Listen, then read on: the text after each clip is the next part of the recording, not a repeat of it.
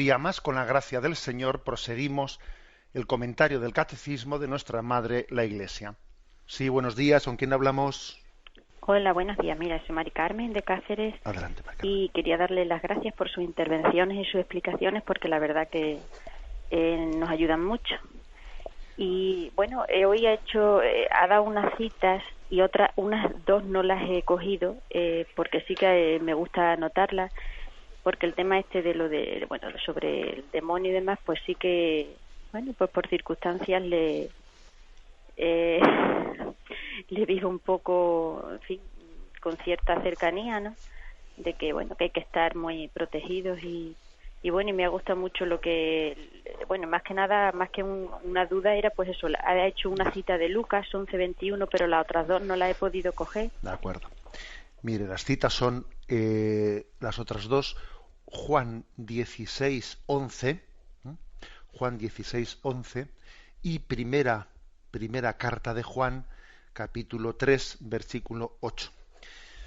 De todas maneras, un consejo que igual les daría a los oyentes, bueno, que igual no estaría mal que quien pueda y quien tenga la oportunidad, etcétera, tenga comprado el texto del Catecismo de la Iglesia Católica, que como veis yo voy leyendo parrafito por parrafito y lo voy explicando. O sea, estas citas que acabo de dar están aquí escritas en este número del Catecismo. Bueno, lógicamente habrá circunstancias muy distintas entre los oyentes que están en el programa, y habrá alguno que esté conduciendo el coche y habrá alguno pues que pueda estar en una mesa tomando un apunte. Entonces, quien pueda tener el texto del Catecismo de la Iglesia Católica, el Catecismo Mayor, aquí sabéis que en este programa yo explico el Catecismo Mayor, y luego a las 4 de la tarde, pues don Miguel Márquez, un sacerdote de Oviedo, explica el compendio del Catecismo, que es una versión, pues digamos, más resumida de preguntas y respuestas. Pero si alguno quiere tener el libro que se explica en este programa, que sepa que lo que tiene que comprar es el Catecismo Mayor de la Iglesia Católica. Damos paso a un siguiente oyente. Buenos días. Buenos días. Sí. Llamo de Sevilla. Adelante. Bueno, mi pregunta es que hay gente que me pregunta cuando ocurre alguna catástrofe. Bueno, y esto es mal, y si esto lo permite Dios, esto, en fin, total, que me hacen algunas preguntas sobre eso. Yo no sé qué responderle. Dice, hay gente que dice, eso será el demonio, ¿no? Y yo me quedo en duda, no sé, en fin. Y quería saber en concreto el origen del mal, de dónde procede, ¿no? Porque hay gente que me pregunta esto y para tener una contestación concreta. Ya.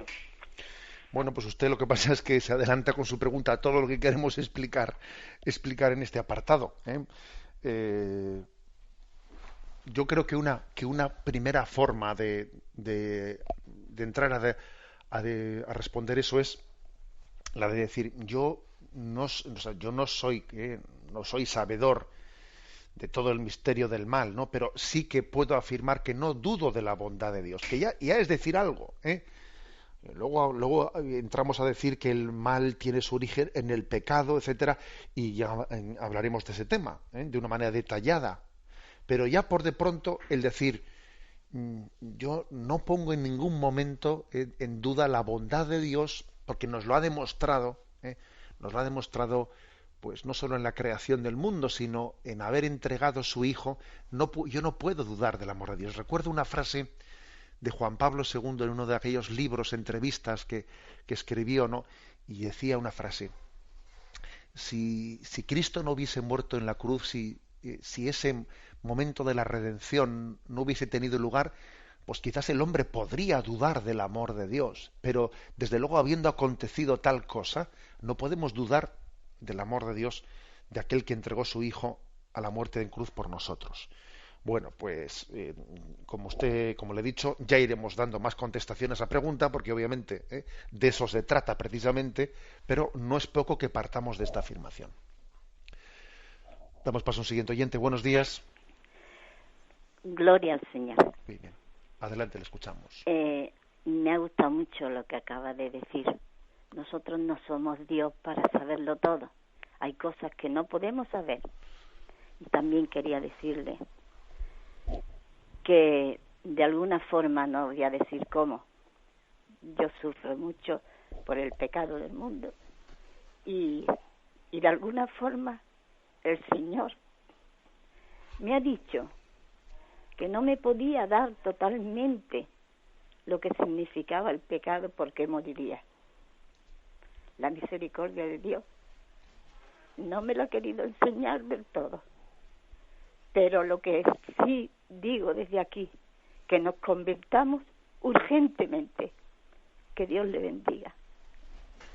Pues sí, yo creo que también la existencia del mal, en el fondo, es una llamada a la conversión, ¿eh? Igual si, como también aquí, digamos, queremos hacer todos, ¿no? Pues una especie de, no sé, educarnos mutuamente en estas llamadas que hacemos, etcétera, y educarnos mutuamente, etcétera. Yo le diría, pues al oyente, a los oyentes, que cuando hablamos de, decimos un poco en público, ¿no? Eso de que Dios me ha dicho, bueno, pues quizás tenemos que tener un poco de prudencia en hablar de esa forma, porque en el fondo el tema de las revelaciones particulares o mociones interiores, etcétera, pues es un tema que, pues claro que el Señor puede hacer una moción interior, ¿no? que nos da una inspiración, pero yo creo que es muy muy conveniente que en nuestra forma de expresión esas cosas nos las guardemos para nosotros, pues para que incluso no estemos supeditando una afirmación importante y potente que hemos hecho a un discernimiento de veracidad de que si esa moción ha tenido lugar o no ha tenido lugar, ¿eh? Creo que esto es un poco de prudencia. Damos paso a un siguiente oyente. Buenos días. Buenos días, monseñor. Adelante, le escuchamos. Jesús de Valladolid. Muy bien. Bueno, voy a intentar formular la pregunta con precisión, pero no sé si me será sencillo. Sí. En relación al daño que infligimos, si he entendido bien, usted decía, el peor pecado es el daño que hacemos a los demás, ¿no? Bien, entonces, con motivo del ejercicio de las funciones de cada uno, en función del carisma que cada uno tenemos, en las decisiones que tomamos diariamente, infligimos daño a los demás. Yo soy empresario y en este caso, pues, tal y como está la situación, pues hemos de tomar decisiones realmente dramáticas, por lo que está ocurriendo. Entonces, estamos infligiendo daño a los demás. ¿Qué ocurre con ese daño? ¿Cómo conjugar la responsabilidad en el ejercicio de tus funciones o de tus obligaciones y lo que originas por el hecho de cumplir con tus obligaciones? Nada más. Buenos días. Gracias. Vamos a ver. Interesante la pregunta, y yo creo que igual para responderla habría que matizar la afirmación primera de la que parte. Yo no creo haber dicho que el peor pecado sea hacer un mal a los demás, sino más bien creo que lo que he dicho es que el peor mal es cometer el pecado. O sea, es ofender a Dios, o sea, ofender a Dios, y obviamente cuando uno ofende a Dios, ofende también a los demás, Pero digamos, el peor mal no es que a mí me hagan daño, el peor mal es el pecado, ofender a Dios, porque ofendiendo a Dios ofendo a los demás.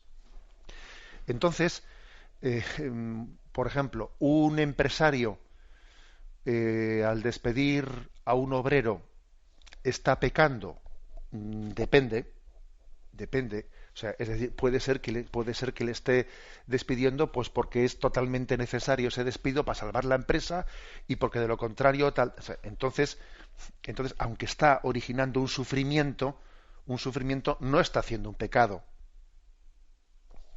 Otra cosa distinta es que esté llevando a cabo unos despidos sencillamente pues para que su beneficio no se ponga en cuestión y no tiene y en un momento de crisis no tiene la conciencia social y moral que debe de tener, también para entender que no solo tienen que apretarse los obreros el cinturón, que también tiene que apretárselo él con sus beneficios, que aquí todo el mundo tiene que apretarse el cinturón.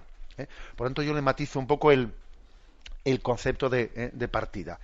Es decir, el peor pecado no es hacer sufrir a otro, no. Más bien hay que decir que el peor mal es cometer el pecado. O sea, depende, porque puede ocurrir que también una madre le haga sufrir a un hijo diciéndole, esta noche no sales. Y claro que el hijo sufre, como que engancha una pataleta, no veas tú. Pero lo que le está diciendo la madre igual no es un pecado, sino se lo está diciendo porque es que tiene que decírselo. El peor mal es el pecado. Y creo que eso es cuando ofendemos a Dios, entonces se nos tienen que encender las bombillas rojas. Damos paso a un siguiente oyente. Buenos días.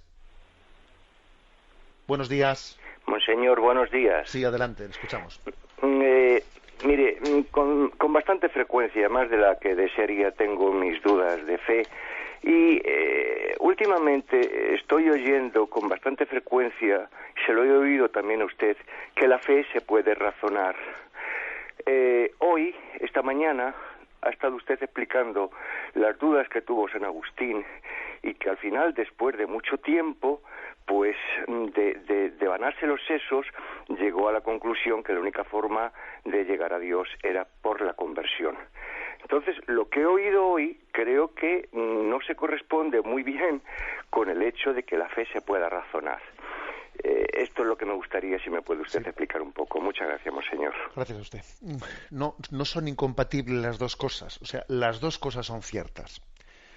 La fe es razonable, pero cuando decimos razonable no es demostrable. O sea, razonable quiere decir que no es irracional, que podemos cuestionar, podemos hacer preguntas, pero no es demostrable, no puede ser fruto de un silogismo. Y uno de los motivos por los cuales la fe es razonable, pero no es un cálculo matemático, no para entendernos, es porque implica la propia conversión, implica la propia entrega. Es decir, puede ocurrir que a alguien se le den suficientes razones para que la fe, en teoría, tendría que abrirse a ella, pero el problema está en que no tiene decisión de conversión. Y como no tiene decisión de conversión, ya le puedes dar razones que le van a patinar. O sea, la fe es una cuestión que afecta tanto a la razón como al corazón. Es una combinación de ambas cuestiones. Y sin la conversión del corazón, las razones todas van a ser inservibles. Aunque también voy a hacer una cosa, puede ocurrir que alguien tenga un corazón muy abierto, pero que cometa el error de que su fe se base únicamente en el sentimiento y no esté también abierto a enriquecerla con la reflexión. Y debe también, porque si su fe es meramente sentimental, le va a faltar también una capacidad de dar razón de su fe cuando se la cuestione. Me despido con la bendición de Dios Todopoderoso, Padre, Hijo y Espíritu Santo. Alabado sea Jesucristo.